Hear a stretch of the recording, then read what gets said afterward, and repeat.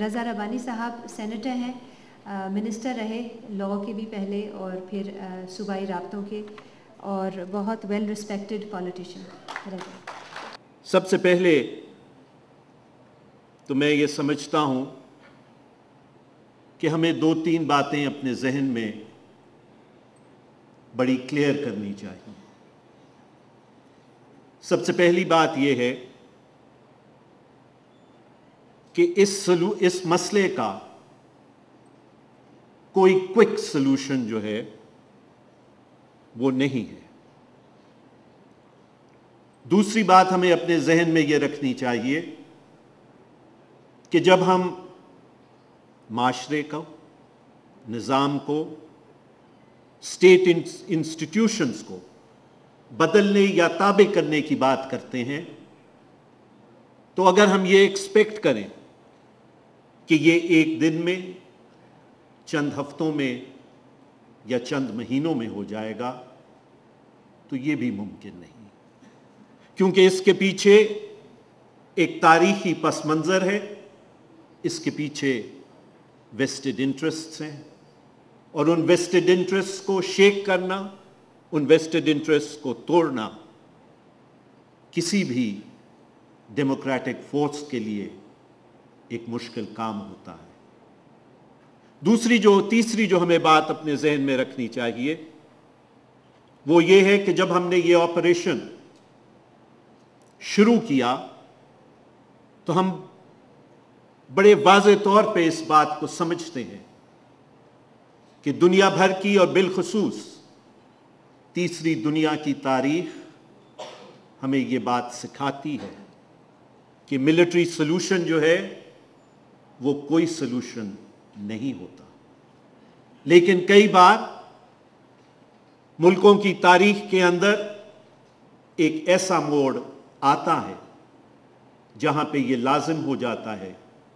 کہ ایک limited period کے لیے ریاست کی رٹ کو منانے کے لیے،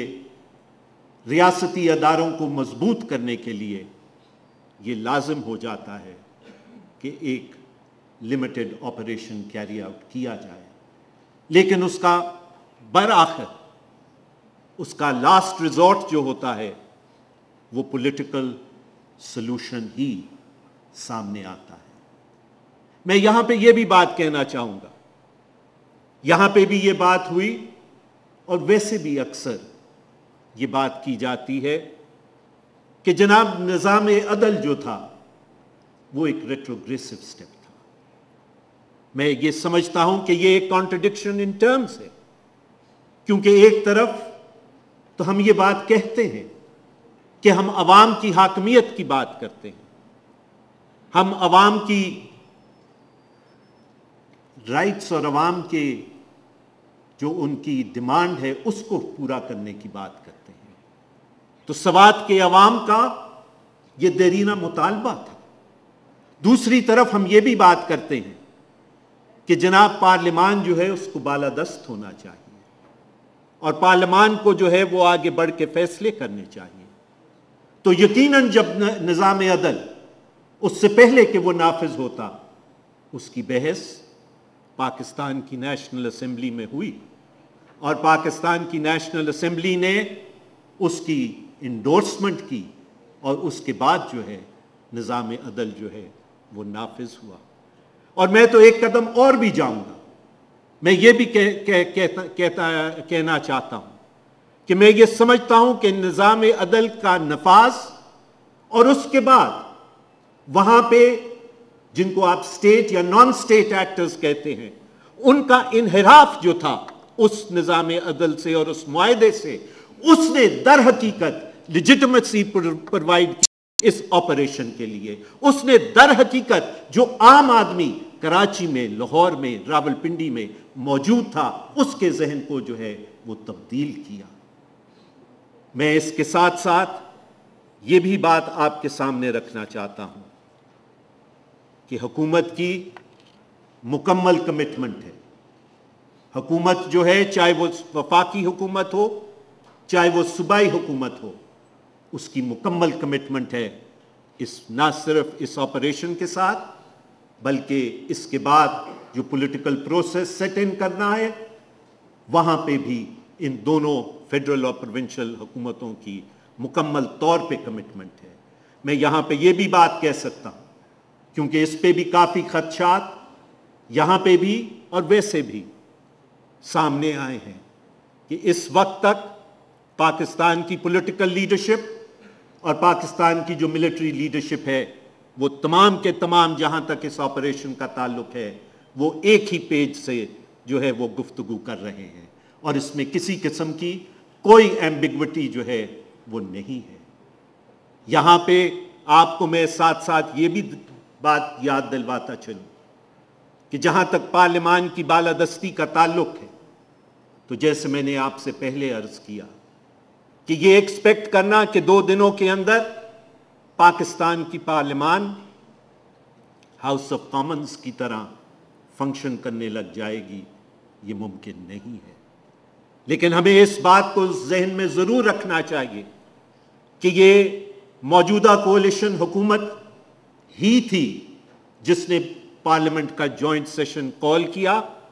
اور پاکستان کی پارلیمانی تاریخ کے اندر پہلی مرتبہ ڈی جی آپریشنز کو پارلیمان کے سامنے بلا کے اور ان کو وہاں پہ جواب دے کیا۔ پارلیمان نے ایک متفقہ قرارداد پاس کی، اور اس متفقہ قرارداد کے اندر جہاں پہ ڈائیلاگ اور ڈیولپمنٹ کی بات کی گئی، وہاں پہ ساتھ ساتھ بڑے واضح الفاظ میں ڈیٹرنس کی بھی بات کی گئی، کہ وہ عناصر، وہ لوگ جو پاکستان کی آئین اور پاکستان کی حکومت کی رٹ کو ماننے کے لیے تیار نہیں ہیں، ان کے ساتھ ڈائیلاگ کا راستہ اختیار نہیں ہو سکتا۔ پارلیمان کی اس جوائنٹ ریزولوشن کو مزید عملی جامہ پاکستان کی پارلیمان کی نیشنل سیکیورٹی کی کمیٹی، جو اس ریزولوشن کے ذریعے سے معرض وجود میں آئی، اس نے جو 14 نکاتی اپنا پروگرام دیا، اس میں بھی اس بات کو بڑے واضح الفاظ کے ساتھ کہا گیا کہ پاکستان کی رٹ، پاکستان کی وحدت، پاکستان کی ٹیریٹوریل انٹیگریٹی کو اگر خطرات ہوں گے تو پھر ڈائیلاگ کا راستہ ان عناصر کے ساتھ اپنانا ممکن نہیں ہے۔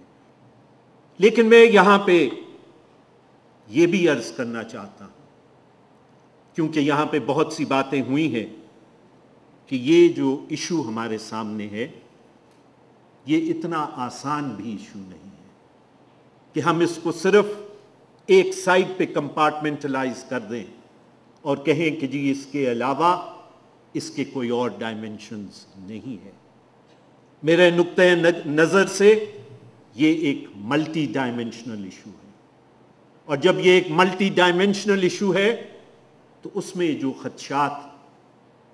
جو باتیں ابھی یہاں سے ہوئیں، وہ اپنی جگہ ہیں، لیکن اس کے ساتھ ساتھ ہمیں اس بات کو بھی مد نظر رکھنا ہے کہ دنیا کی وہ طاقتیں بھی اپنا اثر و رسوخ اس خطے میں استعمال کر رہی ہیں، جو اپنی نیشنل سیکیورٹی کی نیڈز کو اس خطے میں محفوظ کرنا چاہتی ہیں، جو انرجی کے ذرائع کو اس خطے سے اپنے استعمال میں لے کے آنا چاہتے ہیں۔ لہٰذا جب ہم اس کی سلوشن کی بات کرتے ہیں، اور اسی لیے میں نے آپ سے ابتدا میں کہا کہ ہمیں یہ نہیں سمجھنا چاہیے کہ اس کا سلوشن ایک میجک وانڈ کی طرح ہمارے سامنے آ سکتا ہے۔